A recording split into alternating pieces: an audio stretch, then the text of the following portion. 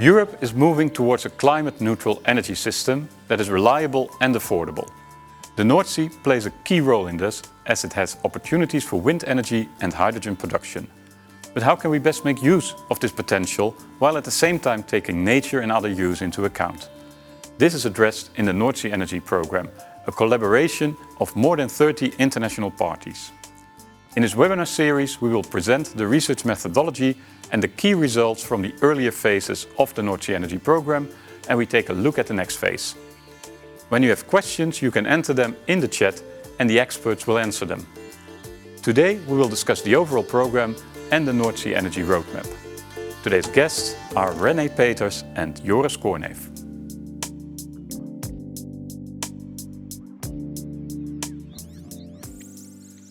Welcome, Rene and Joris. Great to have you here. Could you please introduce yourselves? Rene. Yeah, my name is Rene Peters. I'm with TNO, already for 25 years and for 7 years connected to this North Sea Energy Program. I'm responsible for actually bringing new partners into the program, structuring the program, make it attractive for new partners to join the program. Okay, thank you very much. Joris, what about you? My name is Joris Koornneef. Also work at TNO in the management team of North Sea Energy Program, just as Rene. My role there is I'm the scientific lead of the program, and that means basically that we have a lot of scientific disciplines and technology, ecology, economics, societal impact, many different disciplines, and my role is to integrate those disciplines together so that we have one coherent program. Great, thank you very much. So I have two people here that really have a great overview over the whole program of North Sea Energy. Rene, could you please tell us a little bit about why you think the North Sea Energy Program is needed? Yeah, I think therefore we should go back 7 years in time when we started this program. It was with a very small group actually. It was with Siemens, with Shell, with EBN. And we were looking at the transition of the North Sea. The North Sea was an important area for oil and gas production. It will be for renewable energy. But in this transition phase, there could be value in the combination of the existing assets and what we are doing in the North Sea at the moment on oil and gas and what will be needed in the future. Not only in offshore wind, but maybe also on hydrogen, on CO2 storage, electrification. And for that you need to work together.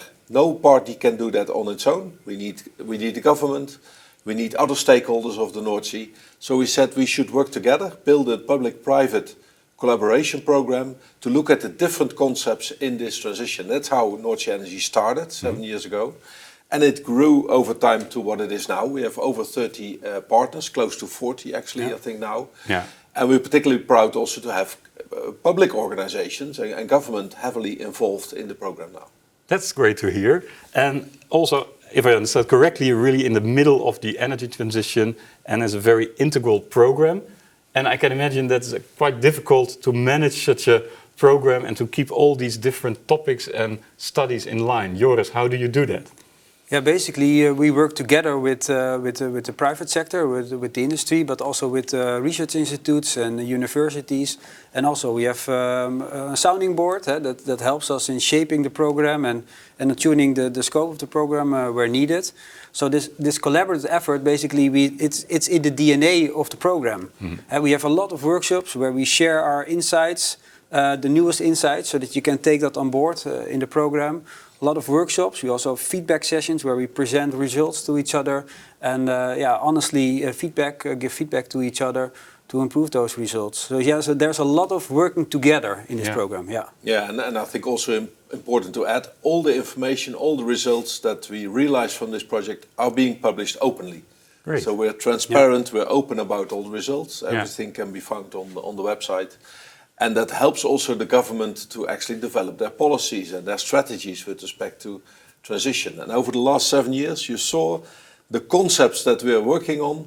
You see it translated into the policies, into the policy letters of the minister, into the tenders, the ambitions. You see system integration into the new wind tenders in the Netherlands. So it's really picking up by the government, and that's really positive to see. That's very good to hear. And so there's a great relevance to the policymakers. And can you also maybe explain a little bit what the relevance is for the partners? What are they looking for in the program? I think all partners see the relevance of their activities and their assets or their ambitions in the North Sea with respect to this whole transition. We call it offshore system integration as the key driver in the transition from the North Sea. But they all realize that they cannot do it on their own. They need the others. They need the asset owners. They need the TSOs, TenneT, Gasunie, to lay the pipelines, or the existing asset owners. But they also, most importantly, probably need the policymakers to make it possible to develop new concepts like offshore hydrogen production, large-scale energy storage that we will be working on in the new program. So this can only be a success if companies are willing to work together. Yeah. And that's what we're doing here. Okay, thank you. And maybe as a last question, Joris, as a scientist as well, you've of course worked on a lot of different projects and research in your career. What, in your opinion, makes the North Sea Energy Program unique? I think what really makes it unique is the amount of partners. That it's quite a large program with a lot of different backgrounds, as I already mentioned, private sector, but also research organizations. So that makes it really so you're on the edge of where you can apply this new insights from science directly together with industry. Yeah. And with a large industry group with the background of the producers, but also the supply chain, and from different sectors. And I think that's what really is a very nice aspect of the North Sea Energy Program. That is also a cross-sectoral program. It's not just wind, or not just hydrogen, or not just oil and gas, or carbon capture and storage. Yeah. It's really that combined, basically, that what I think makes it unique in Northwest Europe. Yeah. Yeah, I think it's also unique if you compare it with the way of working with in other countries. I mean, in the Netherlands we used to, we call it our polder model. We used to discuss everything with all partners, looking at new value chain collaborations, which is completely different from what's happening in other countries. We hear it from our colleagues in the UK, in Germany. That's where the policymakers state the policies and then the industry responds to that. Yeah. And here we're sitting together and looking at the concept. So it's really different in a way of working than in the neighboring countries. Yeah. Well, thank you very much. It sounds like a really great way of working, and from personal experience, I can concur that it's also a lot of fun to work in the program. So thank you very much for your interesting insights. Yeah. Thank you. For now, Joris, please can you tell us a little bit about this integration of your work and present the results on the roadmap? Yes.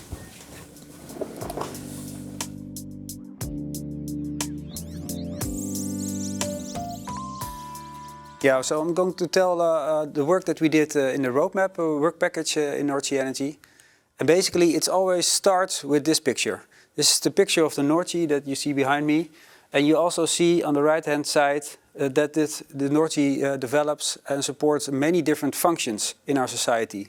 Of course, nature, we need nature to survive. And nature is under stress in the North Sea. And that's a really important aspect that we need to improve for the long term. But also safety. Think of defense against high seawater levels. Our livelihood is also on the North Sea. Think of the fishermen. There's a lot of transport happening at the North Sea.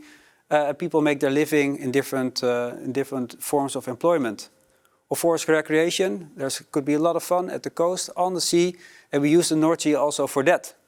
And of course, the focus of North Sea Energy is the energy transition that is occurring on the North Sea.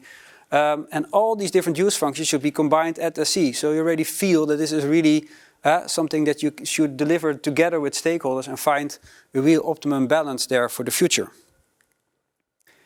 And then we have that challenge for the energy transition, that basically that we demand also from that energy transition different aspects in the future. It should be secure and reliable. We need energy security for the next months, but also for the next years to come.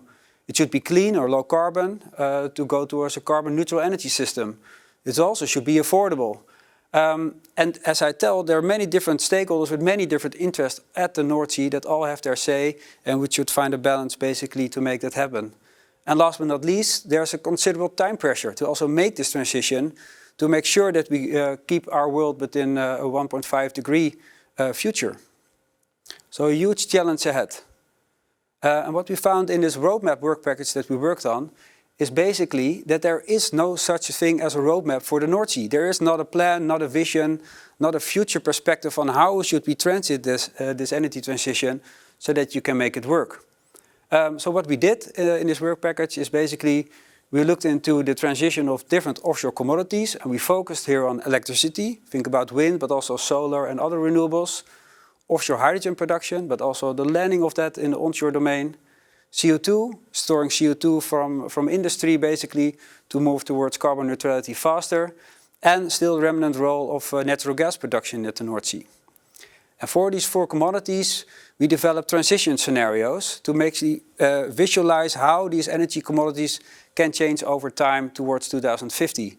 And we always use, in shaping those transition pathways, we use basically scientific and political targets to make sure that they touch upon reality and are also supported by basically the evidence you see in science, but also in political support.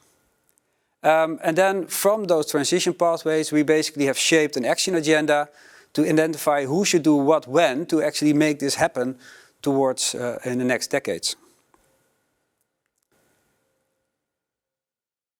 And what you see on this slide, I want to bring you basically and show you what kind of transition pathway we have developed for these different energy commodities. What you see here on the slide is basically the energy amount that is being produced. You see that on the vertical axis. On the horizontal axis, you see basically the time pathway. We start with natural gas, very important source in the past, basically coming from the North Sea. Currently, we consume about 2,000 terawatt hours per year. So we see that natural gas, own natural gas production is a very important source, and it's going down towards the future, towards lower levels, not maybe to zero towards 2050, as we expect that Norway is still a very important producer of natural gas also for the rest of the world, to export it basically to other countries, and therefore it still has a role to play at the North Sea. Then the big growth market on the North Sea is offshore wind. Mentioned a lot of time. If you read the newspaper, there's this Ostend declaration that basically sets target for 2050, but also for 2030, on how we can develop offshore wind.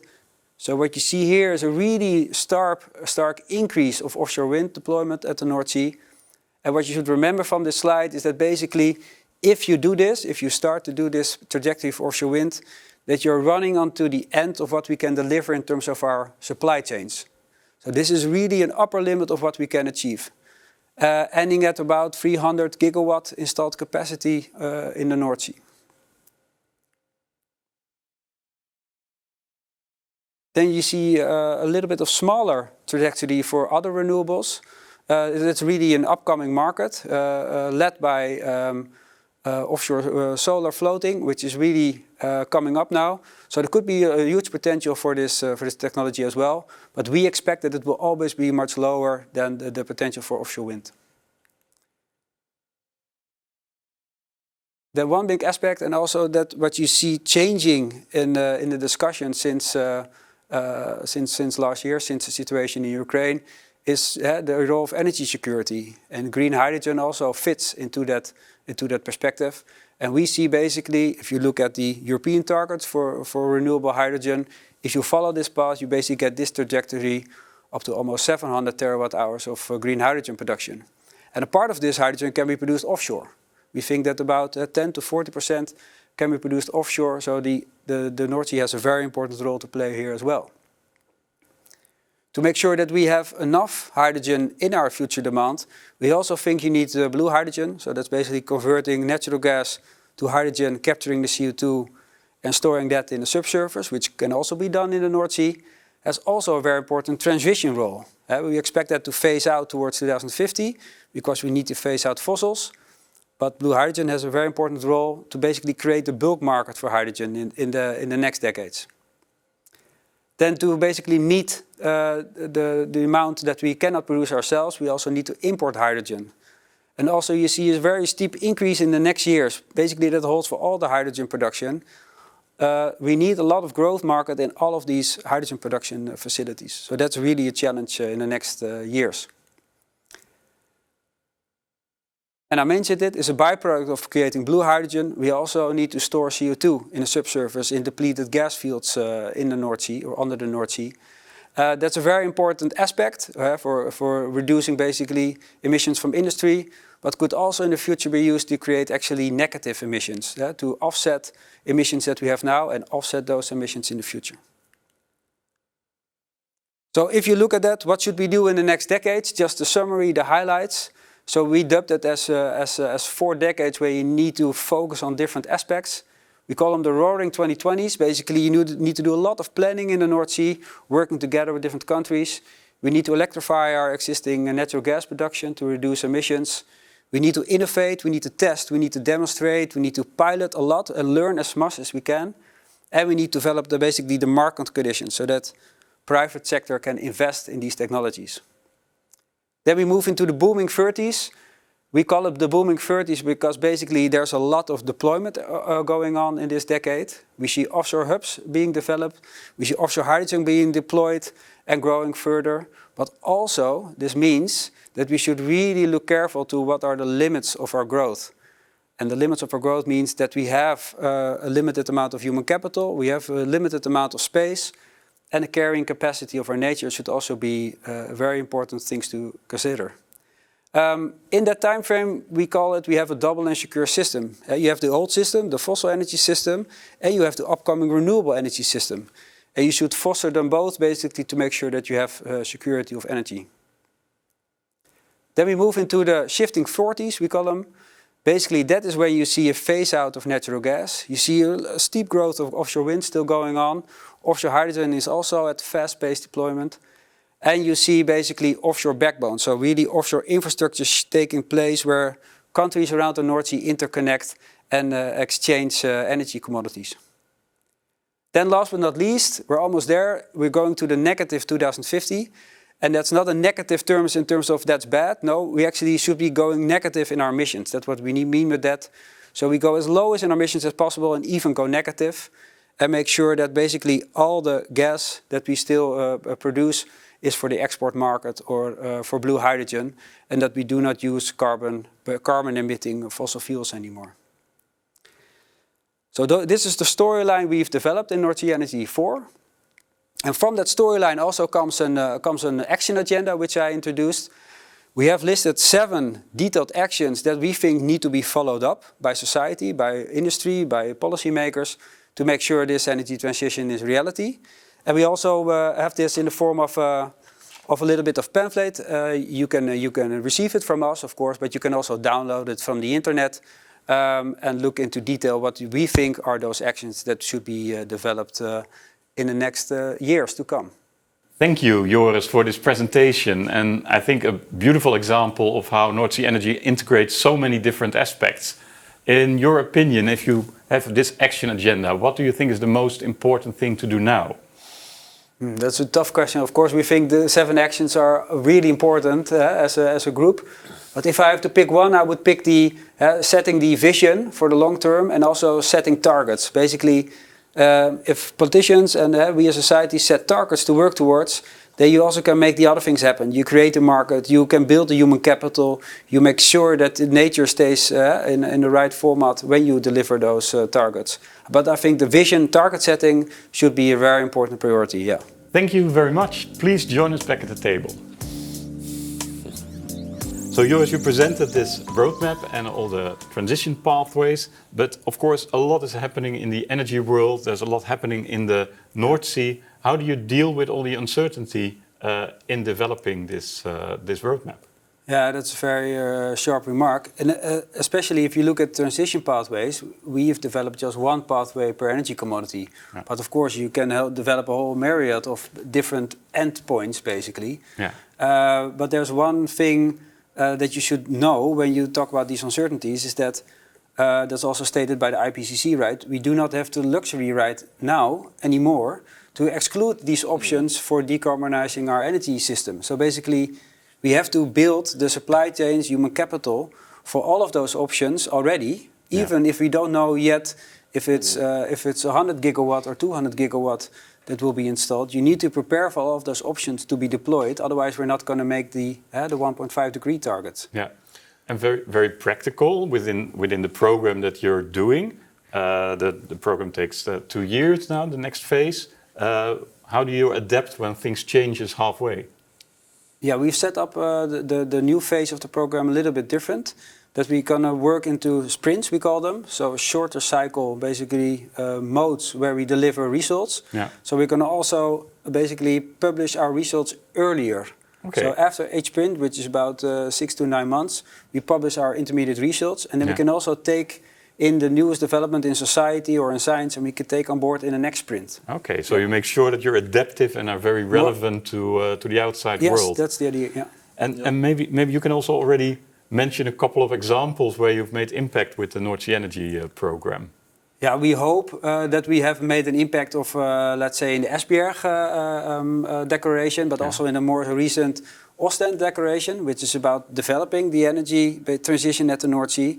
And you see now that it's not just a target for wind or a mentioning of wind, but it's also on offshore hydrogen and also of the importance of carbon capture and storage, and that you need to plan that carefully. So I hope that we have made some impact there to get this thinking that you need to think across borders and across sectors. Yeah.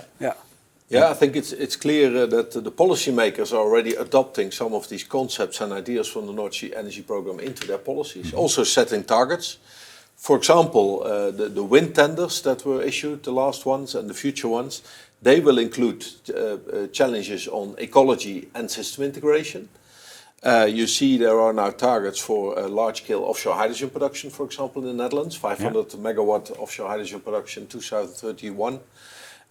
So you see that the government takes up some of these concepts and ideas. And it's maybe also good to mention on respect to the uncertainty that you mentioned, that in any policy and any scenario to decarbonize, for example, the industry or the energy system, the North Sea is an extremely important area for any solution. So whether it's CO2 storage, you need the depleted gas fields, whether it's electrification, where you need a lot of renewable electricity from offshore wind, obviously, but also on the hydrogen concept, even when it's green or blue, in both cases you will need the North Sea for the source of clean energy or for the storage of CO2.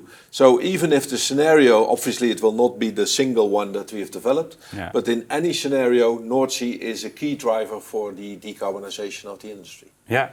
So the importance of the North Sea for the energy system is extremely relevant. Do you see that the thinking about the North Sea in the last couple of, well, let's say 10 years has changed already, or are people still thinking, okay, we don't know really what's happening there? It's really nice to see that. I think since we've started this program, the companies are really starting to initiate pilots, demos, looking at the concepts and how can we apply it in our installations or our assets. So you see pilots developing. We had already the CCS projects under development, Portos, Aramis, large scale. But we also have the first offshore hydrogen pilot plant, the Poseidon project. We have electrification projects. NAM has electrified its platform near offshore Ameland. And we even have a future new platform which will be connected to an offshore wind park for electrification, which will deliver a zero emission platform, let's say. So no CO2 emission, no ammonia emission, by connecting directly a wind park to a platform. So that's one DIAS. So you really see that the operators are adopting these concepts and bringing it into reality. And that's really nice to see, of course. Yeah, and that's great in a sense that you have an impact, but also that the awareness is growing of what is needed. Maybe can we look with the two of you a little bit ahead? What is the future bringing? Yeah, well, what is a very important message in NSE 4 is that we think that energy hubs will actually create more societal value and reduction of cost, but also more efficient use of marine space. And also make optimal use of the assets which are already there. So you see this concept of energy hubs further being developed, being adopted by policies. And it's very interesting to see how that will further evolve in the next couple of years. And Joris, can you maybe give us a little bit of a sneak peek of how in the next phase of North Sea Energy these hubs are finding their place? Yeah, these hubs we have embraced already in North Sea Energy 4 free offshore search areas, so where you combine the different functions, energy functions of the North Sea. I think what's really a new way of thinking is that we are going to design these hubs nature inclusive, so that we take nature first when we design these offshore hubs.